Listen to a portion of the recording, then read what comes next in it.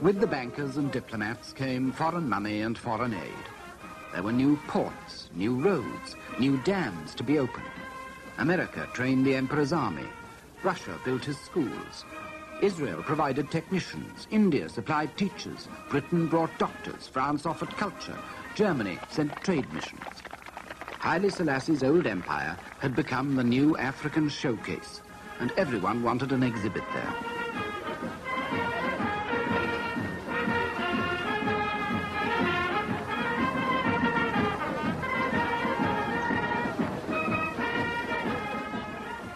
Today, Haile Selassie is besieged by foreign delegations hoping to catch his ear.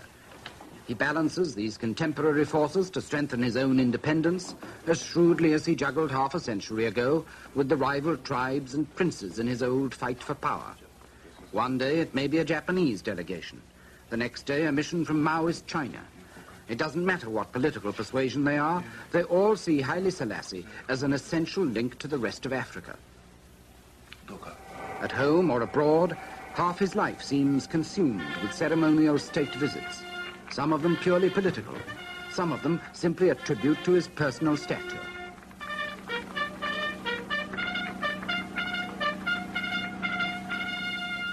Even with Italy, he's made friends again.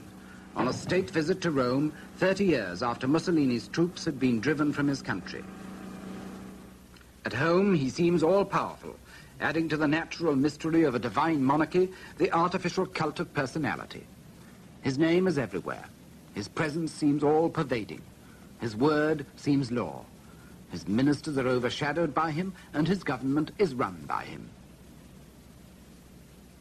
His palace is surrounded by all the machinery of a modern administration, but even his prime minister brings the important decisions back to him. In his old age, it looks as if Haile Selassie has routed all his enemies at last, to emerge supreme, as if the all-wise and benevolent Lion of Judah has prevailed.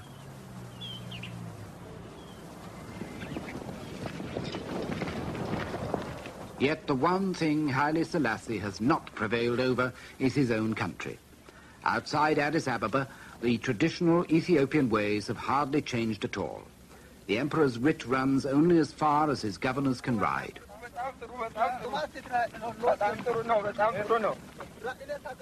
Sometimes that may not be far enough. Less than a third of Haile Selassie's people live within a day's ride of any sort of road. It's over 60 years since Haile Selassie in his youth started his career as governor for the Emperor Menelik in this very province. And the system's no different for the man who represents him now. Every time the governor rides out into the farther reaches of his province, he gets a royal welcome.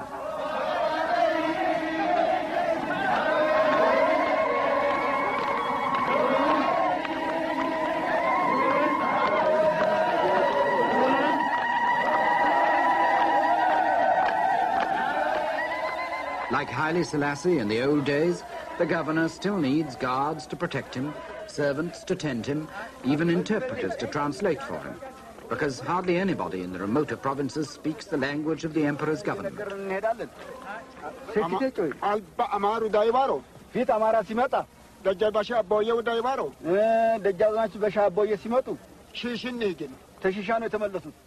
It's government in the medieval style, and modern Addis Ababa seems very far away.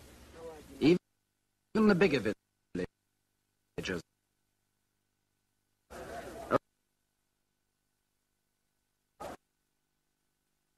eye for an eye. Island villages.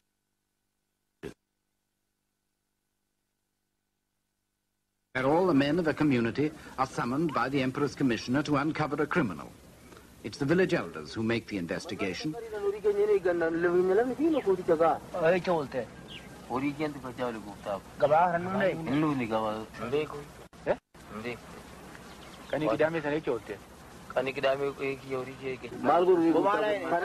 If they can't agree on a culprit, every man present will suffer his share of a collective punishment.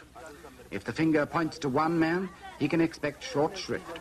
In every village marketplace, the public gallows still waits for the murderer or the rebel.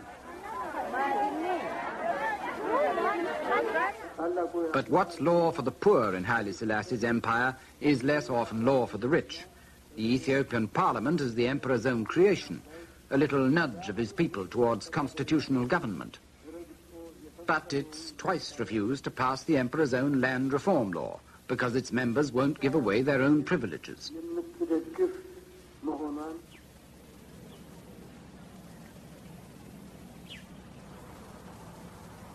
As the years go by, the emperor's step gets slower.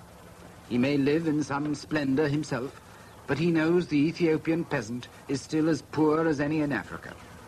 Yet he's paralyzed by the traditions he's inherited from 2,000 years ago. Landlords and princes dominate his parliament and hold the countryside in fee.